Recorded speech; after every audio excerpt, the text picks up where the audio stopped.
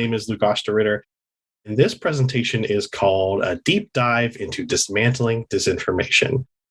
So what we're going to talk about today is a little bit about what disinformation is, how it spreads, and why you might want to, try to do something about it in your daily life because of the potential harms and problems that it poses, for not only on a personal level for us, but also, at a more larger, kind of societal level, right? Let's talk about where I'm coming from. So I work for a university called Carnegie Mellon. We're located here in sometimes sunny Pittsburgh, Pennsylvania. We're pretty big in several areas that are related to, disinformation, but several things, right? So we're, depending on who you ask, number one computer science school, really big into things like artificial intelligence, machine learning, robotics, but also some of the, quote unquote, softer sciences, things like social network analysis and computational social science, and also things like business and organizational theory. Now, the group that I work with is actually called the Software Engineering Institute. So not only is that a department within Carnegie Mellon University, but we're also an FFRDC. And what that means is we're a federally funded research and development center. So our job is to kind of be an independent third party to do research and to help not only just the government, but also folks in the industry be able to reason about things like software engineering and cybersecurity, right? And specifically, that cybersecurity portion is what the CERT division does. So that's my group. That's one of the groups within the Software Engineering Institute that specifically deals with cybersecurity and thinking about the strengthening and the resilience of things like computer systems and networks. So what I want to start out with today is, let's level set a little bit, right? So I want to know what disinformation means. So we have someone that says, information that is false, kind of like lying. I think it's a good place to start, right? So we think about disinformation in the media, we think about things like fake news, right? We think about things like propaganda. We think about things like, just sort of like social media posts, right? That come around that are, sensational or funny or in some way interesting, but maybe outlandish, right? Disinformation could be false or fake information. Okay, false or fake information. Yeah, totally, right.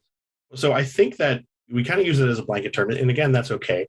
But I'm going to sort of parse this a little bit. And I'm going to go into certain types of quote unquote bad information that we can talk about. So when we study this sort of from research or practitioner point of view, when we talk about disinformation, we talk specifically about information that is false, and that's important, but it's spread specifically by those who know it's not true. And they do that for some purpose, right? Either because they're trying to specifically spread that false information, or they're trying to get a certain message around, or they're trying to get people to think a certain way, or, they're trying to, whatever it is, destabilize an election or try to sway public opinion about something like health concerns like COVID-19 or something along those lines, right? That's separate from misinformation, because misinformation is information that is false, but it's spread by those who don't know it's not true. Okay. So this is kind of inadvertent, right? This is when you're spreading information that's false, but not because you've got some sort of agenda, right? You're not trying to sway the conversation in any sort of way. Maybe you think it's funny, or maybe you don't know it's not true, right? You just think, oh, hey, this says, I can detoxify by drinking apple juice every day, 6 times a day, right? Not true, but you're spreading it just because, you think it's interesting, but not because you're trying to specifically spread bad information. Then there's this idea of malinformation, okay? And this is information that is based on fact, but is spread usually out of context by people intending to mislead or cause harm. So you can tell that there's a difference here between what someone's intentions are. So disinformation and malinformation are using both false information or true information, real information, to try to cause harm societally. Whereas misinformation is totally inadvertent. We have a comment here, right? The prefix mal means bad or evil. Yeah, that's 100% correct. So now we kind of know, why are disinformation, misinformation, and malinformation, what are they? But let's talk about why they're spread. One of the reasons why a lot of things happen is, money. Someone's trying to make a couple dollars, right? That could be because they're trying to sell you something, or they're trying to get you to think a certain way in order to spend your money in a certain way. Another way is just boredom. There's folks who try to do things just because it's funny, or because, kind of getting under people's skin is amusing to them or something like that. Or they just, folks who just want to see the world burn. There's political reasons, right? Definitely some obvious reasons why you might want to spread something that's untrue about like a political rival or a politician that you don't like. They may want to disrupt society. That's a pretty big one, right? So when misinformation or disinformation is spread such that they want to, undermine an election, that's kind of a big deal, right? So you can see how this kind of scales from little things like, oh, I'm just bored, I'm going to share this fake thing, to, the actual disruption of society, right? So reduce the voice of minority groups. So what I mean by that is, if you have these kind of online forums and you leave them kind of unmoderated, what happens? That lets folks who, have the loudest voices, maybe a small portion of that community, be able to spread disinformation and silence the voices of those who may have, less voice in that group, right? And another reason would be to build community. And so what we mean by that is there's this idea that we're all kind of part of many, many different social networks, right? And, we either knowingly or unknowingly are, parts of many different, right? So maybe I'm in a community of, folks who are into like playing board games or something like that, right?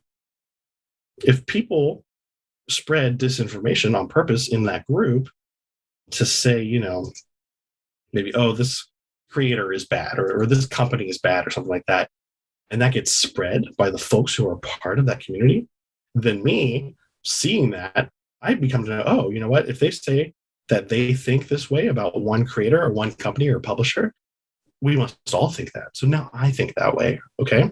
So it's not really something that you think about in that way, right? You're not really going to talk it out. It's very, kind of under the radar. We don't really know we're doing it. But since we're all part of these social networks, this kind of stuff happens without us really knowing it. And being aware of that, kind of being able to step back and see how the strings kind of control us in society, kind of how we get a little closer to getting through this and being able to fight it. So now we know a little bit about why this kind of stuff is spread. Let's talk about how. Robot, we automatically think of something like that. But when we talk about bots in sort of the social media space, what we're really talking about are just autonomous agents. So these are basically scripts that are written to share and reshare and follow and become parts of communities and try to get this information into these different social networks in such a way that it looks like it's coming from an actual real person, right? There's this idea of trolls. Trolls could be bots, trolls could be people. The important part about trolls is they just want to sow discord and discomfort, right? So if you think about, the kind of people who just always, shut people down, or, go online and just, harass or otherwise try to make people feel kind of uncomfortable, that's what a troll is. And a troll, again, could be, either a bot or not, right? There's also a few more types of actors we could think about here. Things like cyborgs. If you are into like sci-fi or whatever, right, you might know that a cyborg is someone who is sort of part human, part machine, right? So these are essentially bots that sometimes have someone behind the wheel driving them.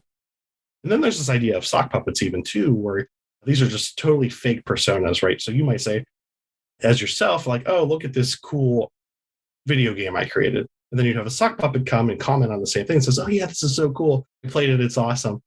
But you're just totally bogus, right? In that same vein, there's this kind of structure called pink slime news outlet. They're totally bogus news outlets, right? But they're made to look as if they're someone's, local paper or local news. And so because they, not everyone can know every locality. You don't always know that, in Pittsburgh, we have, say, the Tribune Review or the Post Gazette, right? So at face value, just like, okay, yeah, that's newspaper of that town or whatever, right? But they're totally fake. And they oftentimes have news that's, either looks like it was written by an algorithm or something, or has these kind of like spelling mistakes or grammar mistakes that actually are kind of obvious if you look at them. It doesn't always matter because a lot of times it's just the headline that gets out there. And now we get importantly into how else these things spread, right? The first category here is kind of, obviously, crafted in order to get stuff out there. Guess what? Your family's out there sharing misinformation, unknowingly disinformation and malinformation, right? But they don't know. But go on Facebook, right? You're probably not on Facebook, right, at this point. But I'm sure you've got an aunt or an uncle who's out there spreading something and they don't really know. Same with your friends, right? It's easy to do. You see something, you share it. It's funny. You don't know it's not true because you didn't check. I could do that. I'm sure I have. And you can do that, right? So the point is, like, even me, who have some awareness of this, I definitely could still be susceptible. And so could you, right? So that's why these things are so insidious and why they kind of crop up a lot is because, no matter where they initially came from, they can still be shared by folks. When you stop, okay? So when you see something that comes up and you think, oh, that's really funny, but try to think, oh, is this too good to be true? Or is this too outlandish to be true? Or could someone stand to benefit by this kind of, post or story or whatever being shared? Once you start thinking like that, once you start trying to step back and try to actually see kind of like these, the strings of society, like the actual, connections between your network and how things might spread, you start to think a little more like someone who might be able to get under these kind of insidious things and really figure them out. This is a post from a woman, Emily Calandrelli. She's awesome. So she hosts this show called Exploration Outer Space. She also has a show on Netflix called Emily's Wonder Lab for younger children. Super cool. Definitely recommend checking her out, especially if you're interested in things like space or kind of the stuff that NASA's up to, right? And she had a post on April 2nd of this year. You spent an extra second to question the headlines and Facebook posts you saw, especially if those posts seem like a bit, extreme. April 1st is my favorite critical thinking day of the year. Let's keep that same energy all year long. And she's totally right. When I read this, I was like, you know what? Like, when I see something that says like, McDonald's is making like a Big Mac flavored sundae or something, right? It's like, yeah, okay, that's outlandish. If I see that on April 1st, I'm immediately like, hey, wait a minute, that's probably not true. And that's the same feeling, that's the same skill that you could take into every day of the year to combat stuff like misinformation, disinformation, fake news, etc. So what else can we do? Okay, so what are the things that you can actually tangibly do to try to fight misinformation and disinformation? So when you see a story come up, especially if it's a news story, try to find the primary source, right? So look for dead giveaways, things like typos and poor grammar and being shared by weird looking accounts, right?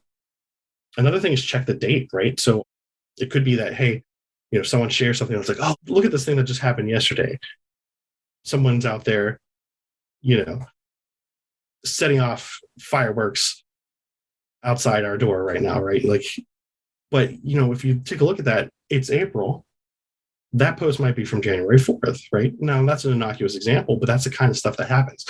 Folks will take these posts from the past and they'll share them currently and try to say something that's wrong about them. So if it's a news story, you can also search the exact headline. What that does is it lets you see if someone has already worked through this and debunked it, right? So there's a lot of good sites out there that help you check out things, right? So a couple lines down, it says check for known hoaxes. Sites like Snopes has been around, since the dinosaurs, or things like factcheck.org. Those are very good tools to be able to suss out things like hoaxes and things like that. You can also reverse image search. Google has a very good one. Things like TinEye, will let you take an image from social media, do kind of a reverse search on that image and see, okay, did this actually come from somewhere else? Does this actually have some other sort of source? Verify through known good sources. So if you've done the above, right, you've checked the account, you see that's coming from somewhere weird. Can you check it from a good news sites? My two favorites I always say are things like NPR and the AP, the Associated Press, right? Folks who, their job is to report on high quality news. And are they perfect? No, they're not perfect, right? But the thing about good news sources is if they find out that they have a mistake or misinformation sort of seeped into it, they'll update the article or they'll post a retraction. They'll go there and they'll say, okay, this story has been updated as of April 26th in light of new information, right? So if you find something that's false, don't share it. You can also call it out, right? It's a pretty good tool in the arsenal to say, hey, you shared this thing about these, tap dancing bears or whatever, but that's just not true. So calling it out can actually help stop the spread as well. So if that seems kind of cool to you, you might be surprised to know that people can do this kind of thing for a living, right? Folks like me, I'm a researcher in addition to, looking at cybersecurity concerns and things like insider threat and insider risk, misinformation and disinformation also ends up being a big part of that. So, specifically for me, I sort of came up, I was a systems engineer for a while, which means that, I was out there, started with things like help desk and then moved up to working with computers and trying to help those things work and helping data centers run, and then sort of switched over to this research job because I had cybersecurity knowledge. But folks like journalists, right? Again, so good journalistic entities will fact check, they'll update stories, they'll fix mistakes, right? And they will suss out stuff like misinformation and disinformation, and they'll report on it. Policymakers, folks from either the government or non-governmental organizations, they got to make calls about stuff like this all the time. And so being able to understand misinformation and disinformation is particularly important. There's information analysts, folks whose job it is to figure out, what is or is not good intel. And those folks can be, again, either for the government or with non-governmental organizations. Cybersecurity, they need this kind of stuff too. And then there's also this idea of social cybersecurity, and analysts specifically dealing with social cybersecurity exist as well. What exactly is the job of a researcher like you? So there's a couple paths you can go for being a researcher, right? So I think the two main branches are, you do your undergraduate degree, you do a master's, or you might not, you don't necessarily need to. And then you do a PhD, which is kind of like doing a little bit more coursework, and then also doing a pretty big research document on a topic of your choosing and in a field that you kind of jumped into. And then with that, once you graduate, you get what's called a doctorate, and you can either go back into academia, which is to say you can go and be a professor at some university, or you could do kind of what I do and be a career researcher at a industry, right?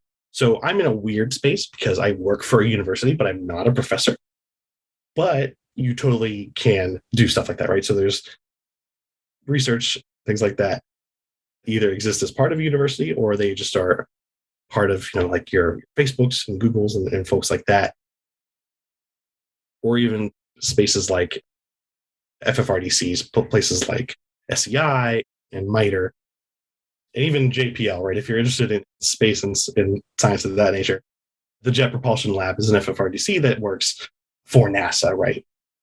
So those are kind of the two branches. You kind of could be a professor or you can be an industry researcher. So moving on, I want to talk about social cybersecurity here for a second because we kind of know what cybersecurity is.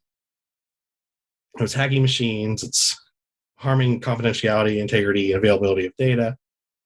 That's kind of the core tenets, the CIA, confidentiality, integrity, and availability. That's how you know something bad in cybersecurity happened and what you need to fix. But then there's this idea of social cybersecurity, which, because it says social, we know that we're kind of working that people aspect into it. The scientific discipline that helps us, recognize and understand what's happening to us online and be able to see it coming. So remember, like, even for someone like me, it's hard to know if maybe what I'm encountering or what I'm sharing is misinformation or disinformation, right? So being able to step back and recognize that kind of thing is important. And that's kind of what social cybersecurity research focuses on there. And then once we can kind of recognize the issue, then we try to figure out how to build policy and technology that protects society from those kind of social cybersecurity threats, right? So in contrast to what cybersecurity is, which is very machine focused, social cybersecurity is about, hacking people and capturing hearts and minds, right? So we're going to get into a couple examples, and that's going to be the last thing I have for you. So if you see something like this on social media, what can you do? And so what you see in this photo here, this is a screen grab of a TikTok video appearing to show Russians parachuting into Ukraine. Throw something out. Like if you saw this, you thought, oh, this is really interesting. I should share this. Like, what are some things you could do? how could you try to figure out, is this real or is this not? We have someone here that says, that could be anywhere. I could search the video elsewhere. And that's exactly right. So we don't know if this is current, right? This might have been, this could have been shot years ago. It could have been shot in a completely different area. So we could go and try to see, are we able to find this on a different, by searching it, right? Or maybe we could try to search, this isn't a news story, there's no headline. We could try to search Russian parachuting Ukraine or something like that, right? And see what comes up. Because maybe this has already been debunked. Yeah, when it was filmed, that's a very good point, right? So trying to figure out, is this actually something that happened yesterday? Or is this from a couple of years ago? And in fact, that's 100% what this is. So this actually was posted to Instagram in 2015, and it was reused on TikTok, another platform, in 2022 to say, hey, this is a bunch of folks, actually jumping into Ukraine, which was not the case. So we see something like this, right? This is from Facebook, and it says, Ocasio-Cortez proposes nationwide motorcycle ban. So, notorious AOC, very outspoken, very popular, right? As a political opponent of a lot of people, it stands to reason that someone might want to associate a lie with her, right? And so this was, shared by this account on Facebook. Here's some things we could do here, right? So this one has a source, this website here. We can go see what kind of website is that. We could try to search other good news sources, things like the Associated Press, see, hey, does this say anything about this? Or we could see if this is a reputable account, right? And in fact, not quite. So she wasn't going after motorcycles. It was totally made up. And so the source of this actually was a site, kind of like, if you're familiar with stuff like the ClickHole, it was totally a satire, right? But it was picked up by folks who wanted to share that message to paint her in a bad light. A Twitter post that says, hey, here's a bunch of, this is during COVID, during the first, 2020, where it's like, hey, humans are carrying out social distancing. Now we got a bunch of elephants out here in Yunnan province in China.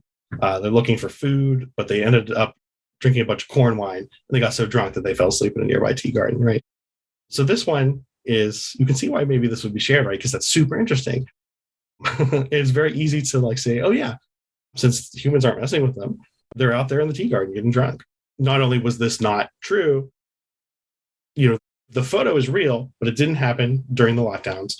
And these elephants aren't drunk. They're just hanging out, right? So there's no evidence that elephants in the wild would ever get drunk in this manner, right? So this is this idea, nature is healing. Venice hasn't seen a clear canal water in a very long time, but since during COVID, folks have kind of stopped going out with so much. And now these dolphins are coming back to Venice. There's a question here. Are there any links with description and extra information? Yeah, exactly right. So it's really good to check out those things. So, okay, yeah, dolphins come back to Venice. But is that true? So in fact, this was actually taken from Sardinia, which, still Italy, but, you can see up in the top right here from this Google map, that's Venice, right, way up there. And then we could look where Sardinia is, actually way down here. That's a little more believable because, Sardinia has a climate that you could expect to see a dolphin coming into, right? So a real photo, a real area where you actually might see dolphins, but it's not Venice, right? So hopefully this gives you an idea of what, kind of disinformation and misinformation will look like. These are kind of innocuous examples, but, it's important to be able to recognize and think about these things and stop before you share to kind of think about, okay, how can I actually figure out, is this something real? Is this something I want to share? Or should I be a little more critical? And again, if you're interested in any more of this or learning more, I have links here to, CISA, which is a part of the US federal government, which has a lot of information about what they call MDM, misinformation, disinformation, malinformation. The Carnegie Mellon University Center for Democracy and Social-cybersecurity, which is where I'm doing my doctoral research, is a very good source. And some other sources here that I think will also be very useful to you. I heard recently about a fake conspiracy called Birds Aren't Real. Luke, are you familiar with this conspiracy? I love Birds Aren't Real. So my question is this a good resource to use when discussing mis or disinformation? And is battling misinformation with more misinformation a viable strategy as well? Yeah. That's a really good question. So birds aren't real, for those who may not know, right? Is this group that purports that at some point, I want to say in like the 50s or 60s, all birds had actually been replaced by the US government, or perhaps by an actual collaboration of governments to be like robots or drones or whatever, right? That's actually, I would call that satire, right? So these folks know that that's not true. They kind of are doing it as a joke. So in the question of whether, using things like satire is good or bad in the fight against disinformation, that's tough to answer because And satire is humor, right? Yeah. So satire is used to kind of you use a joke to sort of make light or show how absurd reality is when you do satire. And I do think satire is very, very, very useful, right? So, like they always say, right, the court jester could always say whatever they wanted and not risk getting kind of offed by the king, right? So there's definitely a very useful place in society for satire, for being able to bring to light the absurdities or the wrongdoings of, powerful folks. And so I do think that's good. Where the problem comes in is when satire and news become conflated. So when you have things that are satire then become shared as if they are the news, that's where we have a problem. I do think that calling out, and I do think that satire has a place in fighting misinformation, disinformation on the ground. We have to also know that, right? Like that AOC story, right, where she's going to ban motorcycles. Like that was satire, ostensibly, like purportedly, right? But like it was shared as if it wasn't. And so then that becomes sort of disinformation. So it's tough. Just kind of goes back to what you were talking about, which is you really need to research and dig back into, is that information that you're reading about, is that or hearing about, is that real? Because I think what's interesting, what the birds aren't real character is, a lot of people that know about it know it's fake, but the guy, he plays a character who totally believes that it is real. So if you saw it on the news, you would think, oh wow, this is a real thing. He's really passionate about it. But if you went online and you read about it, you would find obvious satire. And even now there are sources about him saying how it's definitely fake. If you're in comedy or improv or whatever, right, that's called, committing to the bit, right? Like never giving up that it's not real or whatever, right? Stephen Colbert did that for a decade, right? Trying to show that he was like this conservative pundit, but he sort of used that as a way to kind of be critical actually of those ideologies. But yeah, it's funny because, then if you are that convincing and good at what you do, then the lines can become blurred, which is A, very interesting, and B, potentially very dangerous. What implications are there when Elon Musk procures Twitter? So that is the big news. I knew I was going to get something on that. Yeah. I've heard he's going to remove, some of the things that help moderate disinformation on the platform. And that is, I guess, rumor. Yet to be seen if that will be true. What could the implications be, do you think? There's a tool in the arsenal of kind of community management called deplatforming, right? Which is when there's someone who is very, very loud or very, very abusive or is sort of going against what that platform's terms of services are, where they can just say, okay, we're locking your account. Boom, you're off. And then Elon Musk has, very publicly espoused that he doesn't really believe in that as a tactic.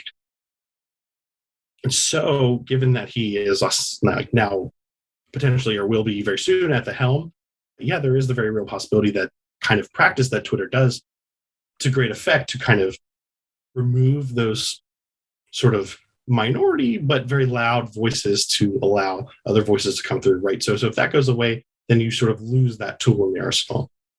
So I don't necessarily want to say how it's going to go one way or another because we don't know. We have no idea, right? Like Twitter's a big company. There's a lot of people there. Would hope that there's a lot of voices that are going to go into these decisions aside from just, his, which is a very public one. But we don't know what he's going to do. So it's very much wait and see. But I will say that you're right. Like, so if he does end up saying, hey, we're not going to be doing that anymore, then the conversation landscape stands to become very different again. Well, I think, seeing how he's used Twitter in the past, it's curious to see, like you said, how that will be going forward. And there are other implications as well. But I know that we are a little bit past time, so I want to be respectful of everybody's time today. Thank you all so much for attending. And we want to give a special thank you to Luke and Carnegie Mellon University for all their hard work putting together this session. And we hope to see you attend more of our chats in the future. Bye-bye.